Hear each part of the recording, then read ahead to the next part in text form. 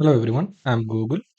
നമ്മൾ ഇന്നത്തെ വീഡിയോയിൽ വളരെ ഇൻട്രസ്റ്റിംഗ് ആയിട്ടുള്ള ഒരു ചെസ് ഗെയിമാണ് നോക്കാൻ പോകുന്നത്. ഫാബിയാനോ കരുവാനയും അലറീസ ഫിറോഷയും കൂടെ കളിച്ച വളരെ സ്ട്രോങ് ആയിട്ടുള്ള രണ്ട് ഗ്രാൻഡ് മാസ്റ്റേഴ്സ് കളിച്ച ഒരു റാപ്പിഡ് ഗെയിമാണിത്. ഈ ഗെയിമിന്റെ പ്രത്യേകത എന്ന് പറയുന്നത് 2873 വളരെ ഹൈ റേറ്റിംഗ് ഉള്ള അലറീസ ഫിറോഷ ഈ ഗെയിമിന്റെ 9ാമത്തെ മൂവിൽ റിസൈൻ ചെയ്യേണ്ടി വന്നു എന്നുള്ളതാണ്. അപ്പോൾ എന്താണ് ഈ ഗെയിമിൽ സംഭവിച്ചതെന്ന് നമുക്ക് നോക്കാം.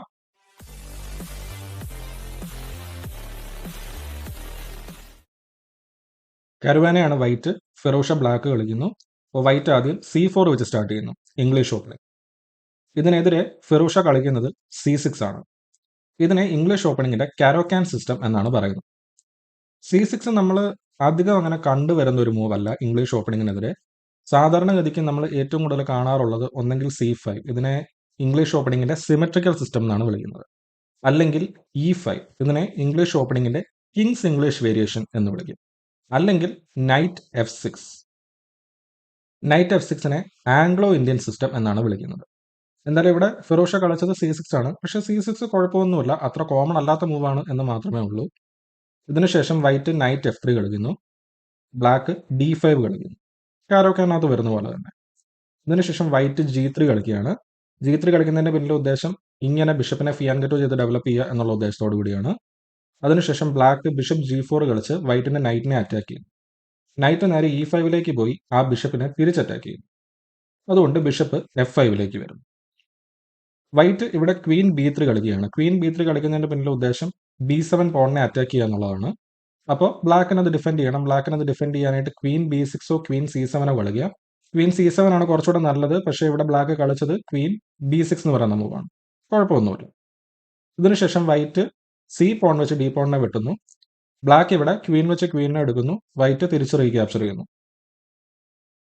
ഇത് വളരെ ക്രിട്ടിക്കൽ ആയിട്ടുള്ള ഒരു പൊസിഷനാണ് ഈ ഗെയിമിലെ. ഇവിടുത്തെ ഏറ്റവും ബെസ്റ്റ് മൂവ് എന്ന് പറയുന്നത് ഈ ബിഷപ്പ് വെച്ച് ഈ നൈറ്റിനെ ക്യാപ്ചർ ചെയ്യുന്നതാണ്. ഇങ്ങനെ ക്യാപ്ചർ ചെയ്ത് കഴിഞ്ഞാൽ അതിനുശേഷം റൂക്ക് തിരിച്ച് റീക്യാപ്ചർ ചെയ്യും. ബ്ലാക്ക് C പോൺ വെച്ച് D പോണിനെ തിരിച്ചു വിട്ടുന്നു. ഇത് വളരെ ഈക്വൽ ആയിട്ടുള്ള ഒരു പൊസിഷനാണ്.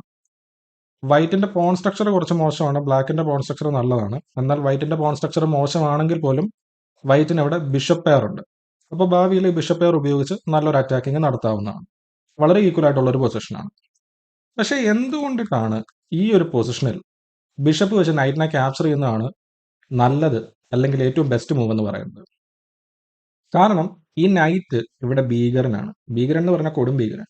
ഇപ്പോൾ ഒരു ഉദാഹരണത്തിന് ബിഷപ്പ് വെച്ച് നൈറ്റിനെ ക്യാപ്ചർ ചെയ്യാതെ C പോൺ വെച്ച് D പോണിനെ വെട്ടുകയാണെന്നിരിക്കുക. അങ്ങനെയാണെങ്കിൽ നൈറ്റ് C3 ആണ് അടുത്ത മൂവ് വൈറ്റ് കളിക്കുക. നൈറ്റ് കളത്തിലേക്ക് ഇറങ്ങിക്കഴിഞ്ഞാൽ ഈ നൈറ്റിനെ പിടിച്ചു കെട്ടാൻ ഭയങ്കര പാടാണ്. നൈറ്റിന് ഇങ്ങനെയോ അല്ലെങ്കിൽ ഇങ്ങനെയോ ഈ C7 സ്ക്വയറിലേക്ക് വരാം. C7 സ്ക്വയറിലേക്ക് വന്നു കഴിഞ്ഞാൽ ഈ റൂക്കിന്റെ കാര്യം പോക്കാണ്. ഇത് തടയാനായിട്ട് വളരെ ബുദ്ധിമുട്ടാണ്. ഇപ്പോൾ ഉദാഹരണത്തിന് E6 പോലത്തെ ഒരു മൂവ് കളിക്കുകയാണെങ്കിൽ നൈറ്റ് B5ലേക്ക് വരും. വേണമെങ്കിൽ ആ C7 സ്ക്വയർ പ്രൊട്ടക്ട് ചെയ്യാനായിട്ട് നൈറ്റ് A6 പോലത്തെ ഒരു മൂവ് ബ്ലാക്കിന് കളിക്കാം. എന്നാലും വലിയ കാര്യമൊന്നുമില്ല. ആദ്യം റൂക്ക് വെച്ച് ആ നൈറ്റിനെ എടുക്കുക, പോൺ തിരിച്ച് റീക്യാപ്ചർ ചെയ്തതിനു ശേഷം ഒരു ഫോർക്ക് കൊടുക്കുക, അതിനുശേഷം റൂക്കിനെ എടുക്കാവുന്നതാണ്. ഇത് വൈറ്റിന് വളരെ നല്ലൊരു പൊസിഷനാണ്. അപ്പോൾ ഈ നൈറ്റ് പുറത്തേക്ക് ഇറങ്ങിക്കഴിഞ്ഞാൽ ബ്ലാക്കിന് അത് വളരെ മോശമാണ്. അപ്പോൾ അതിനു വേണ്ടിയാണ് ഈ പൊസിഷനിൽ തന്നെ ബിഷപ്പ് വെച്ച് ആ നൈറ്റിനെ ക്യാപ്ചർ ചെയ്യുക എന്ന് പറയുന്നത്. എന്നാൽ ഫിറോഷ ഇവിടെ കളിച്ചത് ഇതൊന്നുമല്ല. ഫിറോഷ ഇവിടെ കളിച്ച മൂവ് എന്ന് പറയുന്നത് ബിഷപ്പ് E4 ആണ്. ഒറ്റ നോട്ടത്തിൽ വലിയ പ്രശ്നമില്ല എന്ന് നമുക്ക് തോന്നുന്നു, പക്ഷേ ഇതിനകത്തൊരു ചെറിയ പ്രശ്നമുണ്ട്. എന്താണെന്ന് പറയാം. ഇപ്പൊ നോക്കുമ്പോഴത്തേക്കും ബിഷപ്പ് റൂക്കിനെ അറ്റാക്ക് ചെയ്യാം. പക്ഷേ ഇവിടെ കരുവാന വളരെ ബ്രില്യൻ്റ് ആയിട്ടുള്ള ഒരു ട്രാപ്പ് സെറ്റ് ചെയ്യുകയാണ് ചെയ്തത്. പുള്ളി ആ റൂക്കിനെ പറ്റി ഒന്നും ചിന്തിക്കുന്ന പോലുമില്ല. പുള്ളി നേരെ D പോൺ വെച്ച് ആ C പോണിനെ വെട്ടി. ഇവിടുത്തെ ബെസ്റ്റ് മൂവ് എന്ന് പറയുന്നത് ബ്ലാക്ക് നൈറ്റ് ഉപയോഗിച്ച് ആ പോണിനെ തിരിച്ചു വെട്ടുന്നതാണ്. റൂക്കിനെ ക്യാപ്ചർ ചെയ്യരുത്. പക്ഷെ ഫിറോഷ ഇവിടെ നേരെ ഓടിച്ചെന്ന റൂക്കിനെ ക്യാപ്ചർ ചെയ്യുകയാണ് ചെയ്തത്. ഇത് 8ാമത്തെ മൂവാണ്. തൊട്ടടുത്ത മൂവിൽ കരുവാന ആ ട്രാപ്പ് മുന്നോട്ട് കൊണ്ടുപോകുന്നു. ഒരു മൂവ് കളിക്കുന്നു, അതോടുകൂടി തന്നെ ഫിറോഷ റിസൈൻ ചെയ്യുകയാണ് ഉണ്ടായത്. ആ മൂവ് റൂക്ക് ടേക്സ് A7 ആണ്. വൈറ്റിന്റെ റൂക്ക് വെച്ച് ബ്ലാക്കിന്റെ A7 പോണിനെ വെട്ടുന്നു. ഇവിടെ നിന്ന് ബ്ലാക്കിന്റെ കാര്യം പോക്കാണ്.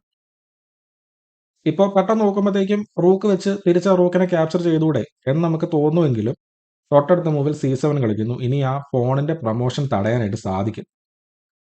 ഇപ്പോൾ ഉദാഹരണത്തിന് ആ പോൺ നൈറ്റിനെ അറ്റാക്ക് ചെയ്യുന്നുണ്ട്. നൈറ്റ് C6 പോലത്തെ ഒരു മൂവ് കളിച്ചു കഴിഞ്ഞാൽ ഉടനെ ക്യൂനാക്കുക. അതിനുശേഷം ഈ സ്ക്വയേഴ്സ് എല്ലാം തന്നെ നൈറ്റ് കൊണ്ടും ക്വീൻ കൊണ്ടും അറ്റാക്ക് ചെയ്തിരിക്കുകയാണ്. അതുകൊണ്ട് കിങ്ങിന് മൂവ് ചെയ്യാനായിട്ട് പറ്റില്ല. ആകെപ്പാടെ ചെയ്യാവുന്നത് നൈറ്റ് D8 വെച്ചിട്ട് ആ ചെക്ക് ബ്ലോക്ക് ചെയ്യുക എന്നുള്ളത് മാത്രമാണ്. അടുത്ത മൂവിൽ ക്വീൻ D7 ചെക്ക്മേറ്റ് ആണ്. ഇവിടെ കളിക്കാവുന്ന ഒരു മൂവ് എന്ന് പറയുന്നത് കളിച്ചിട്ടും പ്രത്യേകിച്ച് വലിയ കാര്യമൊന്നുമില്ല. കുറച്ചുകൂടെ ചെക്ക്മേറ്റ് താമസിപ്പിക്കാം എന്നുള്ളത് മാത്രമേ ഉള്ളൂ. E6 കളിക്കുക എന്നുള്ളതാണ്. E6 കളിച്ചാൽ പോൺ വെച്ച് ആ നൈറ്റിനെ വെട്ടിക്കൊണ്ട് തന്നെ അതിനെ പ്രൊമോട്ട് ചെയ്ത് ക്വീൻ ആക്കുക. ഇതിനുശേഷം കിങ്ങിന് ആകെപ്പാടെ പോകാവുന്ന സ്ക്വയർ എന്ന് പറയുന്നത് E7 ആണ്. ഇത് 8 മൂവിൽ ചെക്ക്മേറ്റ് ആണ്. വൈറ്റിന് 8 മൂവിൽ ചെക്ക്മേറ്റ് ആക്കാനായിട്ട് സാധിക്കും. അപ്പോൾ ഈ പൊസിഷനിൽ ഒന്നും തന്നെ ചെയ്തിട്ട് കാര്യമില്ല എന്നുള്ളത് ഫിറോഷയ്ക്ക് മനസ്സിലായി. അതുകൊണ്ടാണ് പുള്ളി ഈ പൊസിഷനിൽ തന്നെ റിസൈൻ ചെയ്തത്. ഇപ്പോൾ റൂക്ക് വെച്ച് റൂക്കിനെ വെട്ടുന്നതല്ലാതെ വേറൊരു വഴി നോക്കിക്കഴിഞ്ഞാൽ നൈറ്റ് വെച്ച C6 പോണിനെ ക്യാപ്ചർ ചെയ്യുകയാണെങ്കിലോ എന്നാലും വലിയ കാര്യമൊന്നുമില്ല. വൈറ്റ് റൂക്ക് വെച്ച് ബ്ലാക്കിനെ റൂക്കിനെ വെട്ടുന്നു. ഇത് ചെക്കാണ്. അപ്പോൾ നൈറ്റ് വെച്ച് ബ്ലോക്ക് ചെയ്യുന്നത് മാത്രമേ വഴിയുള്ളൂ. ഇതിനുശേഷം റൂക്ക് ആ നൈറ്റിനെ ക്യാപ്ചർ ചെയ്യുന്നു. കിങ് തിരിച്ച് റൂക്കിനെ ക്യാപ്ചർ ചെയ്യുന്നു. അതിനുശേഷം നൈറ്റ് ടേക്സ് F7 ചെക്ക് കൊടുക്കാം. അത് കഴിഞ്ഞാൽ ആ റൂക്കിനെ ക്യാപ്ചർ ചെയ്യാം. ഇവിടെ നോക്കുകയാണെങ്കിൽ വൈറ്റിന് വളരെ നല്ലൊരു പൊസിഷനാണ്. വൈറ്റ് ഒരു നൈറ്റും 3 പോണും കൂടുതലുണ്ട് വൈറ്റിന്. ഇപ്പോൾ ഇവിടെ നോക്കുകയാണെങ്കിൽ ആ നൈറ്റ് കോർണറിൽ ഇരിക്കുകയല്ലേ. അങ്ങനെയാണെങ്കിൽ ആ നൈറ്റിനെ അങ്ങ് ട്രാപ്പ് ചെയ്ത് കളയാം എന്നും പറഞ്ഞ് ബ്ലാക്ക് G6 കളിച്ച് അടുത്ത മൂവിൽ ബിഷപ്പ് G7 കളിച്ച് നൈറ്റിനെ ട്രാപ്പ് ചെയ്യാൻ നോക്കുകയാണെങ്കിൽ വൈറ്റിനും ഇതേ പരിപാടി തന്നെ ചെയ്യാം. നേരെ F3 കളിക്കുക. അതിനുശേഷം ആ H1 ഇരിക്കുന്ന ബിഷപ്പും ട്രാപ്പ് ആവും. ഇനി ഇതൊന്നും അല്ലാതെ ബിഷപ്പ് ഉപയോഗിച്ച് ആ C6 പോണിനെ വെട്ടുകയാണെങ്കിലോ എന്നാലും വലിയ കാര്യമൊന്നുമില്ല. നേരത്തെ കണ്ട പോലെ തന്നെ റൂക്കിനെ ക്യാപ്ചർ ചെയ്യുന്നു. നൈറ്റിന് മൂവ് ചെയ്യാനായിട്ട് പറ്റത്തില്ല. കാരണം നൈറ്റ് പിൻഡാണ്. അപ്പോൾ ഇതിനുശേഷം ചെയ്യാവുന്നത് ആകെപ്പാടെ E6 പോലത്തെ ഒരു മൂവ് കളിച്ച് കിങ്ങിന് ഒരു എസ്കേപ്പ് സ്ക്വയർ ഉണ്ടാക്കിയെടുക്കുക എന്നുള്ളത് മാത്രമാണ്. അതിനുശേഷം റൂക്ക് നൈറ്റിനെ എടുക്കുന്നു. കിങ് E7ലേക്ക് പോകുന്നു. നൈറ്റ് ആ ബിഷപ്പിനെ എടുക്കുന്നു. പോൺ തിരിച്ച് നൈറ്റിനെ റീക്യാപ്ചർ ചെയ്യുന്നു. ഇതും വൈറ്റിന് വളരെ നല്ലൊരു പൊസിഷനാണ്. വൈറ്റ് ഒരു ബിഷപ്പും 2 പോണും അധികമുണ്ട് വൈറ്റിന്. അപ്പോൾ ഇതാണ് ഈ ഗെയിമിൽ സംഭവിച്ചത്. 2800 റേറ്റിംഗ് ഉള്ള ഒരു super grand master. Super grand masters നമ്മൾ സാധാരണ പറയുന്നത് 2700-ന് മുകളിൽ റേറ്റിംഗ് ഉള്ള ഗ്രാൻഡ് മാസ്റ്റേഴ്സിനെയാണ്. അപ്പോൾ ഒരു സൂപ്പർ ഗ്രാൻഡ് മാസ്റ്റർ 9 മൂവിൽ റിസൈൻ ചെയ്ത ഒരു ഗെയിമാണത്.